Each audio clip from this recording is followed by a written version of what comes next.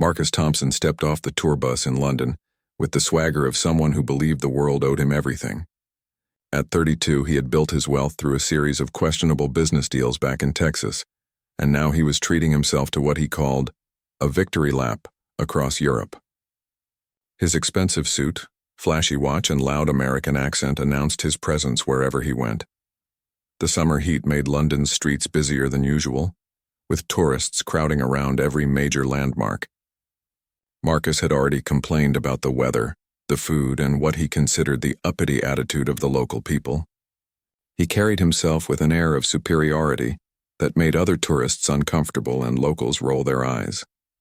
His tour group gathered outside Buckingham Palace, cameras clicking as their guide explained the history and significance of the royal residence. Marcus barely listened, instead checking his phone for stock prices and making loud comments about how his ranch back home was probably worth more than some of these old buildings. The guards you see here, the tour guide was explaining, are highly trained soldiers from elite regiments. They serve not just as ceremonial figures but as active military personnel with distinguished service records. Marcus snorted at this information, muttering something about playing dress-up that made several group members step away from him. The guide continued, "These guards maintain absolute discipline and focus during their duties. They are trained to remain motionless and silent, regardless of distractions or inappropriate behavior from visitors." This caught Marcus's attention, but not in the way the guide intended. A cruel smile spread across his face as he began to see this as a challenge rather than a mark of respect. As the group moved closer to the palace gates, Marcus noticed one particular guard standing at attention. The soldier was a tall, dignified black man in his immaculate red tunic and bearskin hat, his posture perfect despite the heat. Something about the guard's composure and dignity seemed to irritate Marcus, triggering the same ugly prejudices that had shaped his worldview back home. Marcus had grown up in a small, Texas town where his father's money had shielded him from consequences and where certain attitudes had been passed down like family heirlooms. Despite his wealth and education, he had never bothered to examine these beliefs or consider how they shaped his interactions with others. The tour guide was explaining the protocols visitors should follow, maintaining respectful distance, keeping voices down, and absolutely avoiding any form of harassment or inappropriate behavior toward the guards. "These men and women deserve our utmost respect," she emphasized, "and any misconduct can result in serious legal consequences." But Marcus wasn't listening to warnings about respect or legal consequences. Instead, he was studying the guard, plotting what he considered a harmless prank that would give him a story to tell back home. In his twisted logic, he convinced himself that he was just having a bit of fun, that no real harm would come from his actions. He waited until the tour guide was distracted by questions from other visitors. The crowd was thick enough that he could slip away without being immediately noticed by his group. Marcus approached the guard slowly, his phone ready to record what he thought would be an amusing video for his social media accounts. The guard, whose name was Sergeant David Williams, remained perfectly still as Marcus approached. Behind that stoic expression, however, was a man with 15 years of military service, including 3 tours in Afghanistan and 2 in Iraq. He had earned multiple commendations for bravery and had served his country with honor and distinction. He had seen real combat, saved lives, and carried the weight of experiences that Marcus couldn't begin to imagine. Sergeant Williams noticed Marcus's approach through his peripheral vision, recognizing the body language and intent that he had learned to read during his military service. He had encountered disrespectful tourists before, but something about this man's demeanor suggested this encounter might be different. Still, his training kept him motionless and focused, ready to maintain his post regardless of what might unfold. Marcus stopped just a few feet away from the guard, close enough that his actions would be clearly visible to anyone watching. He raised his phone, making sure the camera was recording, and then committed an act so disrespectful and vile that gasps arose from nearby tourists who witnessed it. He spat directly at Sergeant Williams, the saliva striking the soldier's immaculate uniform. The reaction was immediate and explosive. Nearby tourists recoiled in shock and disgust. Several people began shouting at Marcus, their voices filled with outrage and disbelief. A woman screamed, "How dare you!" while her husband pulled out his own phone to record the aftermath. But Sergeant Williams remained perfectly still. Despite the humiliation and disrespect, Despite the violation of his dignity, he maintained his post.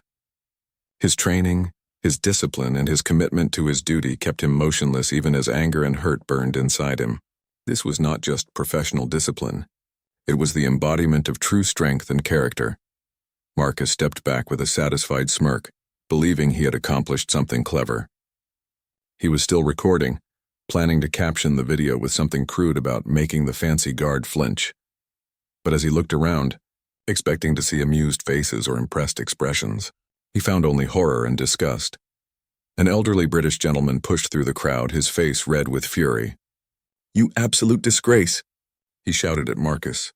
"How dare you treat our servicemen this way?"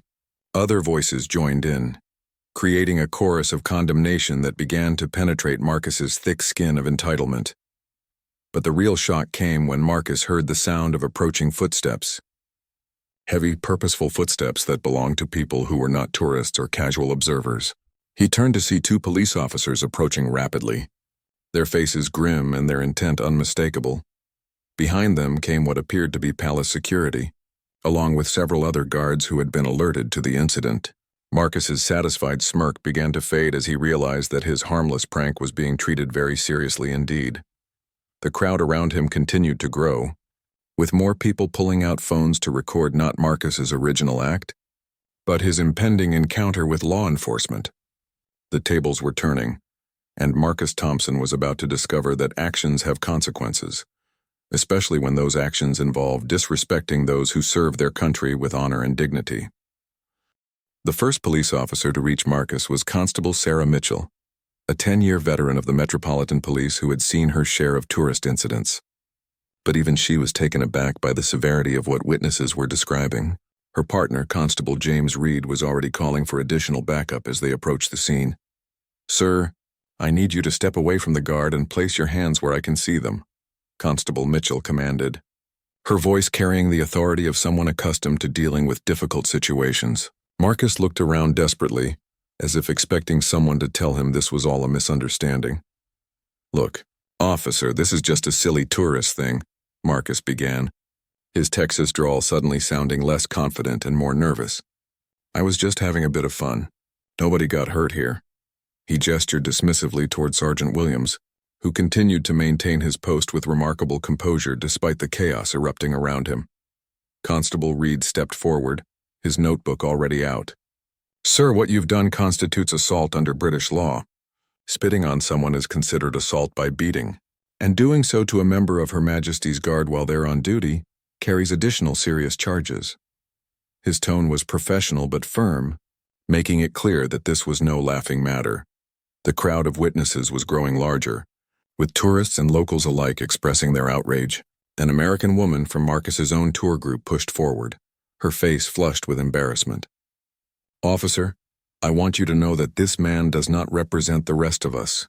We're appalled by his behavior." Other members of the tour group nodded vigorously, desperate to distance themselves from Marcus's actions. Marcus's phone was still in his hand, the video still recording his own downfall. Constable Mitchell noticed this immediately. "Sir, I need you to stop recording and hand over your phone. That device now contains evidence related to this incident." When Marcus hesitated, she added more firmly, "You can comply voluntarily or we can obtain a warrant. Your choice." "This is ridiculous," Marcus protested, but his voice was beginning to crack. "I'm an American citizen. I have rights here." He was used to throwing his weight around back home, where his money and connections could often smooth over problems. But standing on a London street, surrounded by angry witnesses and determined police officers, he was beginning to realize that his usual tactics might not work. "You absolutely have rights, sir," Constable Reed replied calmly.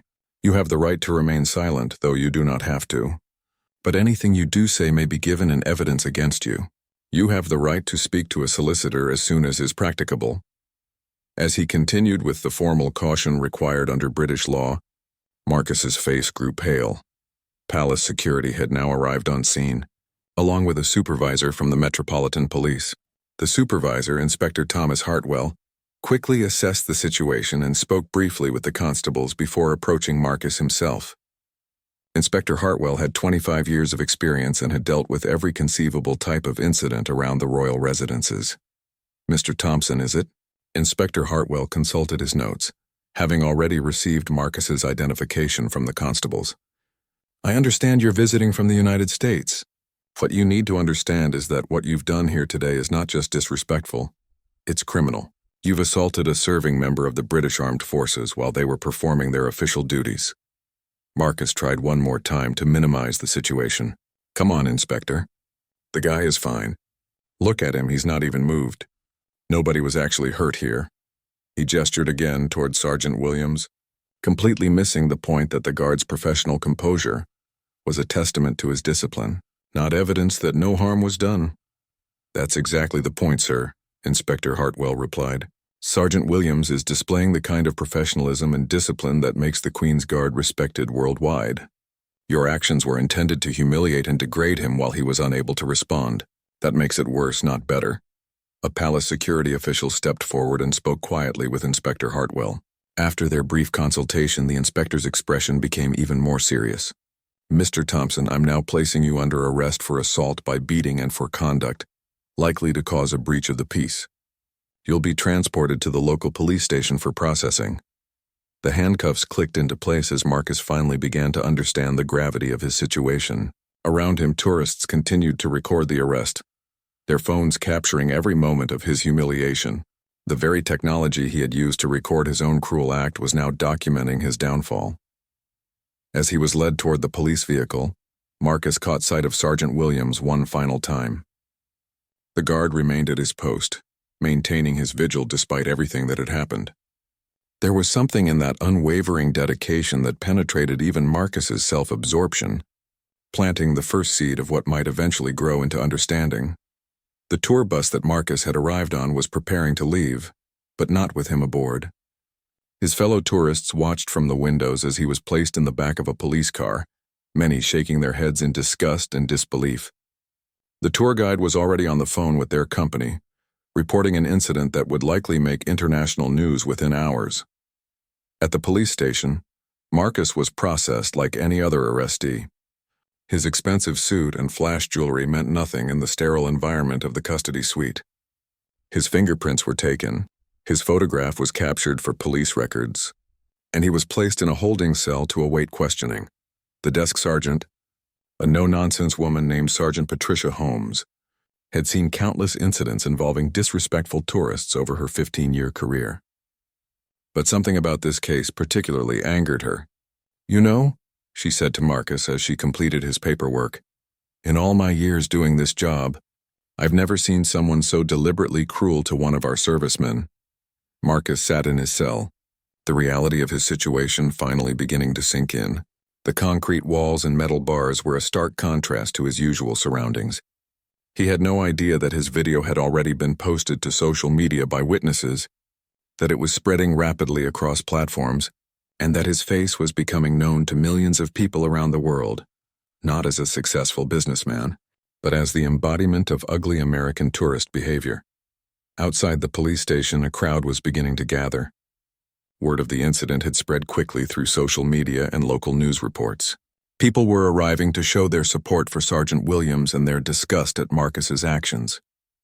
Some carried signs expressing solidarity with the Queen's Guard, while others simply wanted to add their voices to the chorus of condemnation. The duty solicitor assigned to Marcus's case arrived that evening, a tired-looking man named Jeffrey Crawford, who had represented countless tourists in similar, though rarely as severe, situations. After reviewing the evidence and witness statements, he sat down with Marcus for their first consultation. Mr. Thompson, Crawford began, spreading papers across the small table in the consultation room, I need you to understand that this is a very serious situation. The evidence against you is overwhelming. There are multiple witnesses and the entire incident was recorded by several people.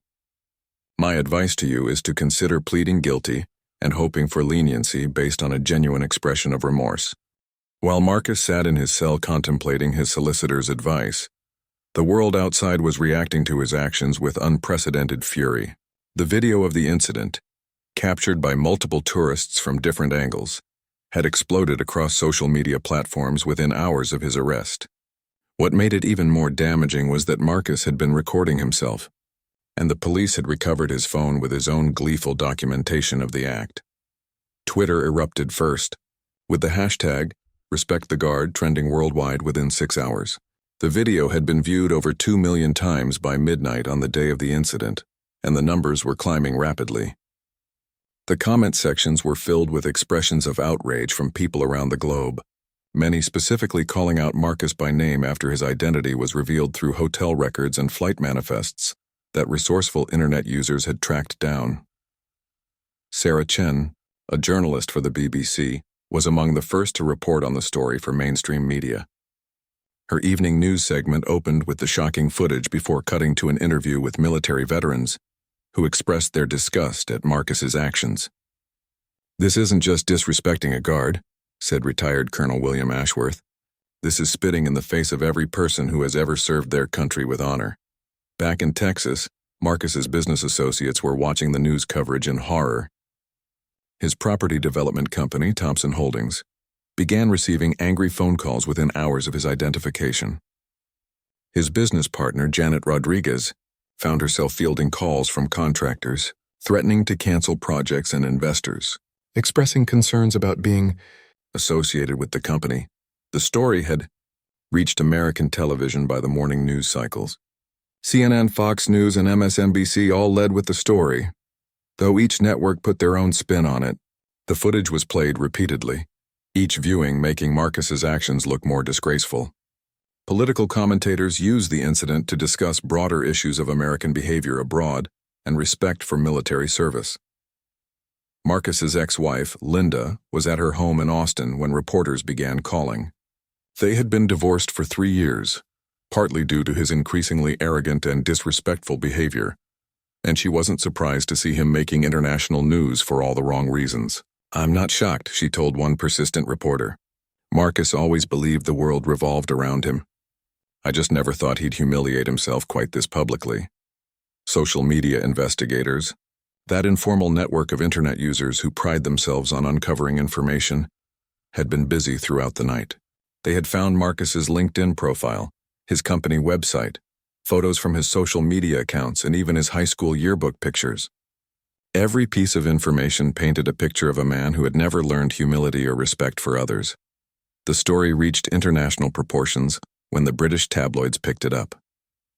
The Sun ran with the headline, "Yank spits on our hero," alongside photos of both Marcus being arrested and Sergeant Williams maintaining his dignified composure. The Daily Mail's online version included a detailed timeline of events and interviews with witnesses who described their shock and disgust. More damaging still were the interviews with people who knew Marcus personally. Former employees came forward to describe a pattern of discriminatory behavior and disrespect toward people he considered beneath him. A former housekeeper, Maria Santos, told reporters about the degrading way Marcus had treated her during the 2 years she worked for him. "He never saw me as a human being," she said, "just as someone he could order around." The negative coverage was relentless and came from unexpected quarters. Veterans organizations issued statements condemning Marcus's actions. The American Legion posted a statement saying, "This individual's behavior is reprehensible and does not represent the values of Americans who respect military service." The VFW followed with their own condemnation, specifically praising Sergeant Williams for his professionalism under difficult circumstances. International veterans groups joined the chorus. The Royal British Legion issued a statement supporting Sergeant Williams and expressing their shock at the incident. Similar organizations from Canada, Australia, and New Zealand added their voices to the growing international condemnation. Marcus's social media accounts, which he had used to document his European vacation, became focal points for public anger. His Instagram was flooded with angry comments from around the world. His Facebook page, which had previously showcased his wealth and lifestyle, was overwhelmed with negative reactions. The platforms eventually suspended his accounts due to the volume of harassment, though screenshots of his posts had been preserved and shared widely. The economic consequences began almost immediately. Thompson Holdings' main bank called an emergency meeting to discuss their relationship with the company. Several major clients canceled contracts, citing concerns about negative publicity. The company's stock price, though privately held, was affected as potential investors withdrew their interest. Local news stations in Austin began camping outside Marcus's mansion, though he was obviously still in London. Neighbors were interviewed, with most expressing embarrassment that someone from their community had behaved so disgracefully on the world stage. The Homeowners Association even discussed whether Marcus's actions violated their Community Standards Agreement International. Late-night television hosts seized on the story as material for their monologues. Jimmy Fallon, Stephen Colbert, and Jimmy Kimmel all featured segments about the incident, with Colbert's particularly scathing commentary going viral on its own. "Congratulations to Marcus Thompson for achieving every American's dream of becoming internationally famous," Colbert said. "Unfortunately, he's famous for being a complete disgrace to his country." The incident also sparked serious discussions about American tourists' behavior abroad. Travel websites published articles about respectful tourism, using Marcus's actions as an example of how not to behave. The U.S. State Department, while not naming Marcus specifically, issued a reminder to American travelers about respecting local customs and treating foreign military personnel with appropriate dignity. Educational institutions got involved as well. Military academies used the incident as a teaching tool about maintaining composure under provocation. Business schools included it in discussions about reputation management and the global consequences of personal actions in the social media age. Religious leaders also weighed in. Several prominent pastors and religious figures condemned Marcus's actions as contrary to basic human decency and Christian values. One Baptist minister in Austin, who had occasionally seen Marcus at church functions, publicly stated that such behavior was the antithesis of everything we should strive to be as human beings. The contrast between Marcus and Sergeant Williams became a powerful symbol that resonated across cultures and nationalities. Williams represented dignity, discipline, and service, while Marcus embodied entitlement, disrespect, and cruelty. Editorial cartoonists around the world depicted this contrast in powerful images that further cemented the narrative. As Marcus spent his second night in custody, he remained largely unaware of the global firestorm he had created. The cell had no internet access, no television, and limited phone privileges. He was isolated from the storm of condemnation that was reshaping his reputation and destroying his life back home. His solicitor, Jeffrey Crawford, however, was very much aware of the situation. He had spent the day fielding calls from international media outlets wanting statements about his client. He had also been contacted by the Crown Prosecution Service, who were taking an unusually hard line on the case due to the public attention it was receiving. "Mr. Thompson is facing not just legal consequences," Crawford explained to a colleague, "but complete social and economic destruction. I've never seen a case where someone's actions created such immediate and widespread condemnation. This isn't just about British law anymore. It's about global public opinion, and that court has already rendered its verdict." Marcus Thompson's court appearance was scheduled for Westminster Magistrates Court, a venue that had seen countless cases but rarely one that attracted such intense public scrutiny. When he was transported from his cell on the morning of the hearing, he was shocked to see the crowd that had gathered outside the courthouse. Protesters held signs reading "Shame on you" and "Respect our heroes," while media crews from around the world documented every moment. District Judge Eleanor Hartfield presided over the proceedings, a veteran of the bench known for her no-nonsense approach to justice. She had reviewed the case file thoroughly and was well aware of the international attention it had generated. As Marcus was brought into the dock, the public gallery was packed with observers, including several military veterans who had come to show support for Sergeant Williams. The prosecutor, Crown Advocate Michael Sterling, presented a case that was both straightforward and damning. The evidence was overwhelming. Multiple video recordings from different angles, dozens of eyewitness testimonies, and Marcus's own recorded confession in the form of his self-made video. Sterling painted a picture of deliberate, calculated disrespect that went far beyond a momentary lapse in judgment. "Your Honor," Sterling addressed the court, "this was not a case of someone who lost their temper or acted impulsively. The defendant approached Sergeant Williams deliberately, recorded his actions for his own entertainment, and showed no immediate remorse for his behavior. This was a premeditated assault on a serving member of Her Majesty's Armed Forces, who was unable to defend himself due to his professional duties." Jeffrey Crawford, Marcus's solicitor, faced an almost impossible task. The evidence was indisputable, The public sentiment was overwhelmingly negative, and his client had shown little genuine understanding of the severity of his actions. Crawford's strategy focused on portraying Marcus as someone who had made a terrible mistake and was now facing consequences far beyond what he could have anticipated. "Your Honor," Crawford argued, "while my client's actions were inexcusable and deeply regrettable, we must consider that Mr. Thompson is facing consequences that extend far beyond this courtroom. His life has been essentially destroyed by the global reaction to this incident. He has lost his business, his reputation, and his place in his community. Perhaps the court might consider that the punishment he is already enduring serves the interests of justice."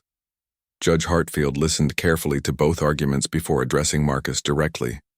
"Mr. Thompson, do you understand the charges against you, and how do you plead?" Marcus stood shakily, his expensive suit now wrinkled from his nights in custody, his usual confident demeanor replaced by obvious anxiety. I plead guilty, Your Honor," Marcus said quietly, his voice barely audible in the courtroom. The admission prompted a wave of murmurs from the public gallery, quickly silenced by the judge's stern look. "Mr. Thompson," Judge Hartfield continued, "I want you to explain to this court why you committed this act. I want to understand what motivated you to assault a serving soldier who was performing his duties with honor and dignity." Marcus struggled to find words that could explain the inexplicable. "Your Honor, I thought it would be funny. I didn't think about how it would affect him or anyone else. I was showing off, trying to get a reaction. I know now how wrong I was, how stupid and cruel my actions were." Judge Hartfield's expression remained stern. "Mr. Thompson, what you did was not just wrong. It was a betrayal of the basic human decency we expect from visitors to our country. Sergeant Williams has served his nation with distinction in multiple combat zones. He has risked his life for others, and he deserves nothing but respect and gratitude. Your actions were not just criminal. They were morally reprehensible." The judge then called for a recess to consider sentencing. During this break, Marcus was allowed to speak with his solicitor, who had been contacted by several media outlets offering interviews and documentary opportunities. "They want to pay you significant money for your story," Crawford explained. "But I strongly advise against it. Anything you say now could be used against you in the future, and it's likely to generate more negative attention." When court resumed, Sergeant Williams himself was present, having been given permission to attend the sentencing hearing. His presence in the courtroom was powerful, a reminder of the dignity and professionalism that Marcus had attempted to undermine. Williams sat quietly in the public gallery, his bearing as composed and dignified as it had been during the incident itself. Judge Hartfield delivered her sentence with clarity and purpose. "Mr. Thompson, I sentence you to 6 months imprisonment, suspended for 2 years, conditional upon your completion of 200 hours of community service and payment of $5,000 in fines and court costs. Additionally, you are banned from entering any royal property or approaching within 500 meters of any ceremonial military posts for a period of 5 years. The suspended sentence meant Marcus would avoid immediate imprisonment if he completed his community service and stayed out of trouble. However, Judge Hartfield had one more requirement that caught everyone by surprise. Furthermore, she continued, "I am ordering you to write a formal letter of apology to Sergeant Williams, to be approved by this court before your release. This letter must demonstrate genuine understanding of the impact of your actions and sincere remorse for your behavior. Additionally, you will participate in a program educating tourists about respectful behavior toward military personnel." As Marcus was led from the courthouse, the crowd outside had grown even larger. News crews from CNN, BBC, Sky News, and dozens of other outlets were broadcasting live updates. The reaction to the sentence was mixed, with some feeling it was too lenient, while others argued that the global humiliation Marcus had endured was punishment enough. The walk to the transportation vehicle became a gauntlet of camera, flashes, and shouted questions. Marcus kept his head down, overwhelmed by the scale of attention his actions had generated. One reporter shouted, "Do you have anything to say to Sergeant Williams?" But Marcus remained silent, too ashamed and confused to respond. Back at the police station, Marcus was processed for release on bail pending completion of his sentence requirements. The community service would be served at a veterans support center in London, a detail that was both ironic and appropriate given his crime. He would spend the next several months working with people who had served their countries with honor. hopefully learning the values he had so publicly rejected. His phone, returned to him upon release, immediately exploded with notifications. Thousands of missed calls, text messages, and social media alerts flooded the device. His voicemail was full of messages from reporters, family members, former business associates, and strangers from around the world expressing their opinions of his actions. The flight back to Texas had been arranged by his legal team, though Marcus discovered that his first-class ticket had been downgraded due to the airline's concerns about negative publicity. Even worse, passengers on the plane recognized him from the news coverage, leading to an uncomfortable journey filled with disapproving stares and whispered conversations. Landing in Austin, Marcus found more media crews waiting for him. His mansion was surrounded by news vans and protesters, making it impossible for him to return to his normal life. He was forced to stay in a hotel under an assumed name, though even there he was eventually recognized and asked to leave when other guests complained. The economic consequences were severe and immediate. Thompson Holdings had lost 80% of its contracts within a week of the incident. His personal assets were frozen by various legal challenges from former business partners who claimed his actions had violated their partnership agreements. His expensive cars were repossessed, his country club membership was revoked, and his credit cards were canceled due to his deteriorating financial situation. Friends and family members distanced themselves from Marcus as the story continued to dominate news cycles. His brother refused to take his calls, his former wife changed her phone number, and his parents expressed their shame and disappointment in interviews with local media. The psychological toll was perhaps even greater than the financial one. Marcus found himself unable to appear in public without being recognized and confronted by strangers. He received death threats in his email and voicemail, forcing him to involve law enforcement for his own protection. The confidence and arrogance that had once defined him were replaced by anxiety, shame, and a growing understanding of how completely he had destroyed his own life. Sitting in his cramped hotel room in Austin, Marcus stared at the blank piece of paper that would become his court-mandated letter of apology to Sergeant Williams. It had been 3 weeks since his return from London, and he had made 17 failed attempts to write something that captured the magnitude of his remorse.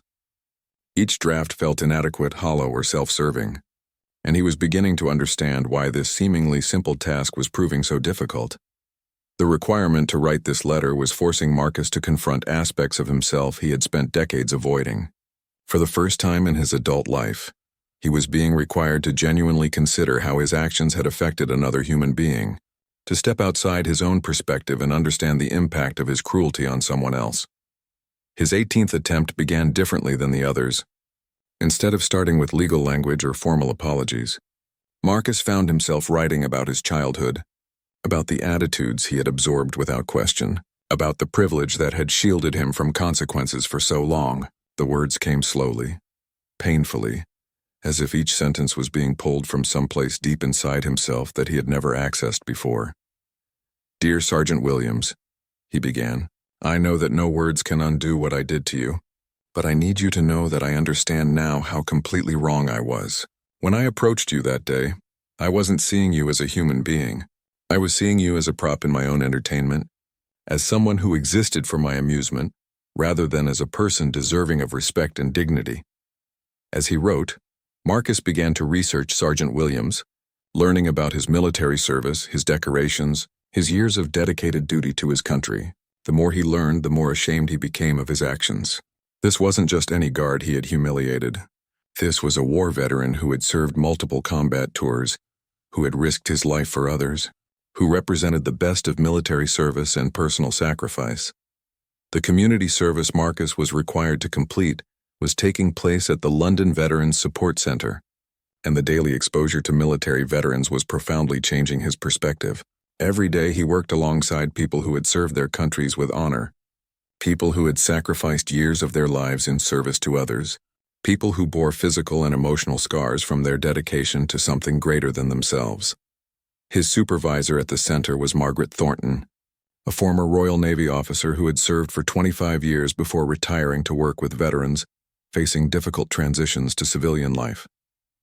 Margaret was initially skeptical of Marcus, having seen the news coverage of his actions and questioning whether someone who could behave so disgracefully could genuinely change. Mr. Thompson, Margaret said during his first week at the center, I want you to understand something. The people you're working with here have given more to their countries than you could possibly imagine. They've sacrificed their physical health, their mental well-being, their relationships, and sometimes their lives in service to others. If you're going to work here, you need to approach every veteran with the respect and gratitude they've earned. Initially, Marcus struggled with the work. He was uncomfortable around the veterans, many of whom recognized him from the news coverage. Some were openly hostile, questioning why someone who had shown such disrespect for military service was being allowed to work in their support center. Others simply ignored him, treating him with the kind of cold indifference that was somehow more painful than direct confrontation. But gradually, as Marcus listened to their stories and learned about their experiences, something began to shift inside him. He met James, a young soldier who had lost both legs in Afghanistan but spoke with pride about his service and his determination to rebuild his life. He worked alongside Patricia, a former Air Force mechanic who struggled with PTSD, but volunteered at the center to help other veterans facing similar challenges. Each story chipped away at the walls of ignorance and entitlement that Marcus had built around himself. He began to understand that military service wasn't just a job or a career choice, but a calling that required sacrifice, courage, and dedication to principles larger than personal gain. The dignity and professionalism that Sergeant Williams had displayed weren't just military discipline, but expressions of character forged through years of service and sacrifice. The letter to Sergeant Williams evolved through dozens of drafts as Marcus's understanding deepened. He wrote about his privilege, about the attitudes he had inherited and never questioned, about the way he had dehumanized others to make himself feel superior. He wrote about the shame that now consumed him, not just because of the public humiliation he had endured, but because of the genuine understanding of how cruel and wrong his actions had been. I spat on you because I thought it would be funny, Marcus wrote in one draft. I targeted you specifically because of your race, because I carried prejudices that I had never examined or questioned. I wanted to humiliate you because in my twisted worldview, bringing down someone I considered different from myself made me feel superior. I was wrong about everything. During his 4th week at the Veterans Center, Marcus encountered a situation that would change him even more profoundly. An elderly veteran named Robert Hayes had suffered a stroke and was struggling with basic tasks that had once been simple for him. Robert had served in the Korean War and had spent his entire adult life helping other veterans, but now he needed help himself. Marcus found himself assigned to assist Robert with his daily therapy exercises, a task that initially frustrated him because it was difficult and progress was slow. But as days passed, he began to see the determination in Robert's eyes, the way the old soldier refused to give up despite his limitations. Robert never complained, never expressed self-pity, and always thanked Marcus for his help with genuine gratitude. You know, son, Robert said one afternoon as Marcus helped him with his physical therapy, service isn't about the uniform or the ceremonies. It's about putting others before yourself, even when it's hard, even when nobody's watching. The old veteran didn't know about Marcus's past, but his words hit like a physical blow. That evening, Marcus returned to his hotel room and wrote what would become his final draft of the letter to Sergeant Williams. This version was different from all the others, raw and honest in a way that surprised even him. He wrote about Robert Hayes and the other veterans he had met, about their dignity in the face of hardship, about their dedication to principles he was only beginning to understand. Sergeant Williams, the letter read, I have spent the last month working with veterans, and every day I am reminded of what real strength looks like. It looks like you, standing at your post with perfect discipline while I tried to break your composure. It looks like the men and women I work with now, who served their countries with honor and continue to serve their communities even when facing their own challenges. I targeted you because of your race, and I need to own that truth completely. I was raised with prejudices that I never questioned, surrounded by privilege that made me feel entitled to treat others as less than human. When I saw you standing there with such dignity and professionalism, something ugly inside me wanted to tear that down, to prove that you weren't better than me. But you are better than me, Sergeant Williams.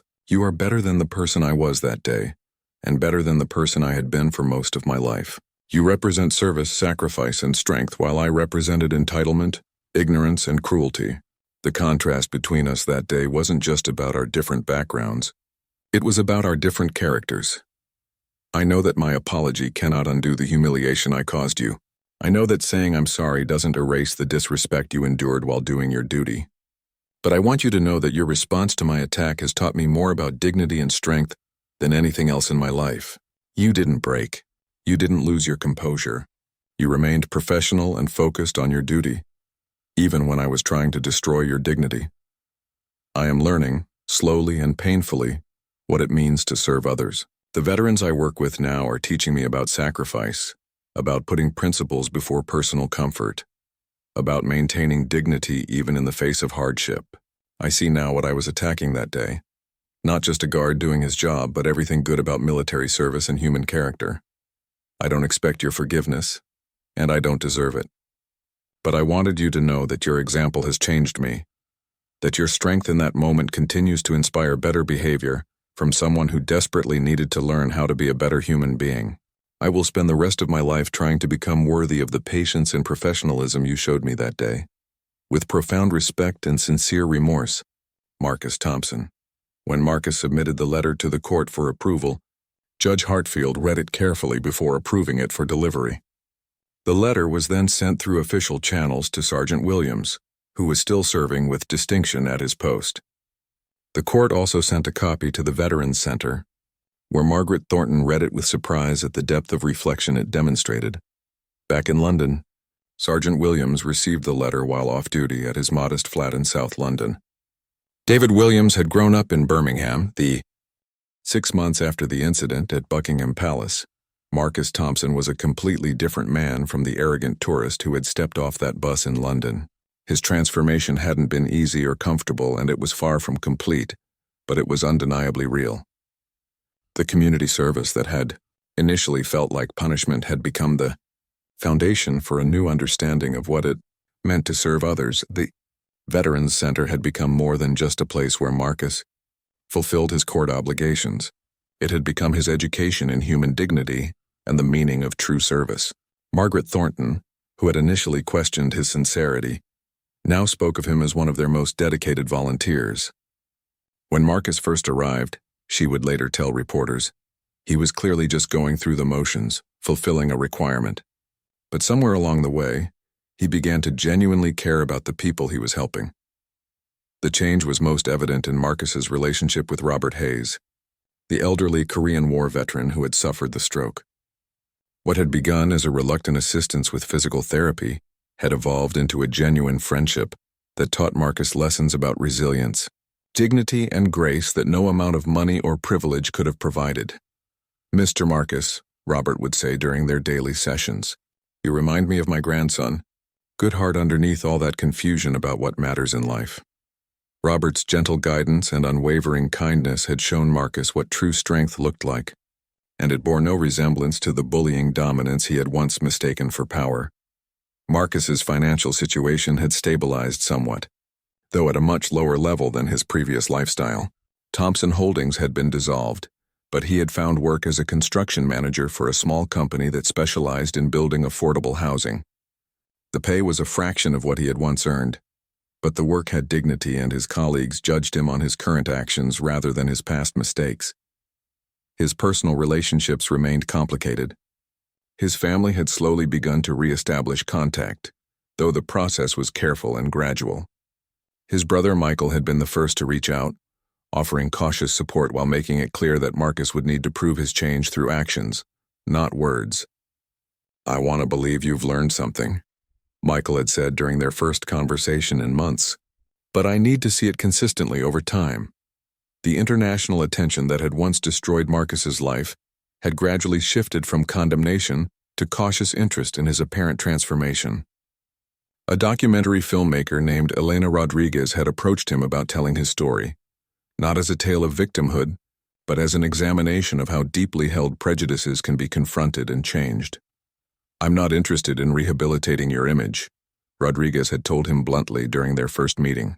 "I'm interested in understanding whether someone can genuinely change after behaving so terribly, and what that process actually looks like." Marcus had agreed to participate, knowing that it would mean exposing his transformation, to the same scrutiny that had once exposed his cruelty. The documentary process forced Marcus to articulate changes that he was still struggling to understand himself. In one particularly difficult interview, he was asked to explain the difference between his current worldview and the attitudes that had led to his attack on Sergeant Williams. Before, I saw people like categories, Marcus explained haltingly. Military people were just playing dress-up.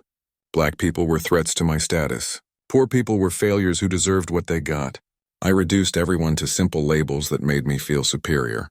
Now I'm learning to see people as individuals with their own stories, their own dignity, their own worth that has nothing to do with me or my opinions. The documentary also included extensive interviews with Sergeant Williams, who had agreed to participate after careful consideration. Williams spoke with the same composed dignity that had characterized his response to the original incident, but he also revealed the personal impact that Marcus's attack had caused. It wasn't just the physical act, Williams explained to the camera. It was the deliberate nature of it, the way he approached me with the intention of humiliating me while I couldn't respond. It was knowing that he saw me not as a soldier or a human being, but as a target for his entertainment. That stays with you, even when you understand it wasn't really about you personally. When asked about Marcus's letter and apparent transformation, Williams was thoughtful and measured. People can change, he said. I've seen it happen in the military, where young soldiers grow into leaders and men and women of character. But change takes time to prove itself, and it has to be demonstrated through actions, not just words. The documentary's release coincided with Marcus completing his community service requirements, though he had already decided to continue volunteering at the Veterans Center indefinitely. The film sparked renewed discussion about the incident, but this time the conversation was more nuanced, focusing on questions of redemption, forgiveness, and the possibility of genuine change. Some viewers remained skeptical of Marcus's transformation, viewing it as an elaborate performance designed to rehabilitate his reputation. Others saw it as evidence that even the most privileged and prejudiced individuals could learn and grow when forced to confront the consequences of their actions. The veterans Marcus worked with were generally supportive of his continued involvement, though they made it clear that his acceptance had been earned through months of consistent, humble service rather than granted automatically. Marcus shows up every day, said James, the young veteran who had lost his legs in Afghanistan. He does the hard work without complaining, and he listens when we talk about our experiences. That counts for something. Marcus's relationship with his community in Austin remained complicated. Some residents continued to view him as an embarrassment who had damaged the city's reputation. Others were cautiously supportive of his apparent change, though they remained watchful for signs of backsliding into his old attitudes. His former business associates were divided in their responses. Some refused to have any contact with him, viewing his past behavior as unforgivable. Others, particularly those who had known him since childhood, were willing to give him a chance to prove his transformation was genuine. One of the most significant developments in Marcus's new life was his decision to speak at schools and community groups about the consequences of prejudice and the importance of treating all people with dignity. These speaking engagements were initially court-mandated as part of his educational requirements, but Marcus had requested to continue them even after his legal obligations were complete. I used to think I was better than other people because of my money, my race, my nationality, Marcus would tell audiences of students and community members. I thought those things made me superior, gave me the right to treat others badly. I was wrong about everything that mattered. Real worth comes from how you treat other people, especially when they can't fight back or when you have power over them. These speeches were difficult for Marcus, requiring him to publicly acknowledge his worst impulses and behaviors. But they also served as regular reminders of how far he had come and how much further he still needed to go. His relationship with Sergeant Williams remained distant but respectful. They had exchanged a few brief communications through official channels, with Williams acknowledging Marcus's letter and his community service work. There was no dramatic reconciliation or friendship, but there was a mutual understanding that people could grow beyond their worst moments if they were willing to do the difficult work of change. As Marcus approached the first anniversary of the incident, he reflected on how completely his life had been transformed. He lived in a modest apartment instead of a mansion, worked with his hands instead of commanding others, and found meaning in service rather than in dominance. The change hadn't been easy, and he still struggled with old attitudes and impulses, but he was no longer the man who had thought spitting on a soldier would be entertaining. The anniversary itself was marked not with celebrations but with quiet reflection and continued work at the Veterans Center. Marcus spent the day helping Robert Hayes with his physical therapy, listening to stories from other veterans, and maintaining the humility that had become central to his new identity. When reporters asked him to reflect on the year since the incident, Marcus was characteristically careful in his response. "I can't undo what I did," he said. "I can't take back the hurt I caused or erase the disrespect I showed to someone who deserved better. But I can try to live differently now, to treat people with the dignity I should have shown from the beginning. That's not enough to make up for what I did, but it's all I can offer." The story of Marcus Thompson and Sergeant Williams became more than just a tale of a tourist behaving badly. It became a complex examination of prejudice, privilege, consequence, and the possibility of redemption. It raised questions about forgiveness, change, and the responsibility society has to allow people to grow beyond their worst actions. For Sergeant Williams, the incident remained a difficult memory, but it had also become a source of pride in his own professionalism and dignity. He continued to serve with honor, knowing that his response to Marcus's attack had